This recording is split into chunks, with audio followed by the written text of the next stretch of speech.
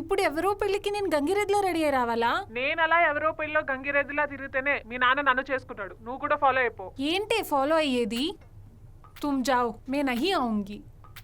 సరేవే, నీ పంతంతో నువ్వు ఉండు, నా ప్లానింగ్ లో నేనుంటా. ఏం ప్లాన్ చేసావే? నువ్వు గనుక పెళ్లికి రాకపోతే సుబ్బారావు గారి అబ్బాయితో పెళ్లి కన్ఫర్మ్ చేసుకుని వస్తా. ఏంటి బ్లాక్మెయిల్ చేస్తున్నావా? ఆహా, నువ్వు హైదరాబాద్ పంపకపోతే సస్తా అని మమ్మల్ని బ్లాక్మెయిల్ చేయలేదా? సరే వస్తాలే, కానీ నాదొక కండిషన్. ఏంటో చెప్పిచావు. పెళ్ళి అయిన మరుక్షణం నేను అక్కడి నుంచి వెళ్ళిపోవాలి. నాకు ఆఫీస్ వర్క్ ఉంది, ఓకేనా?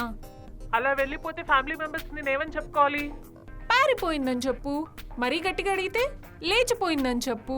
I don't care. డీలా నో డీలా? సరే డీల్. నాది కూడా ఒక కండిషన్. ఏంటో? ఆ ప్యాంటు సొక్కాలు కాకుండా ట్రెడిషనల్ గా శారీ కట్టుకునిరా. ఇంతకీ తాళి కట్టేది వాడు నాకా లేదా పెళ్లి కూతురుకా? ఇలా వితండవాదం చేయకుండా మూసుకుని శారీ కట్టుకునిరా.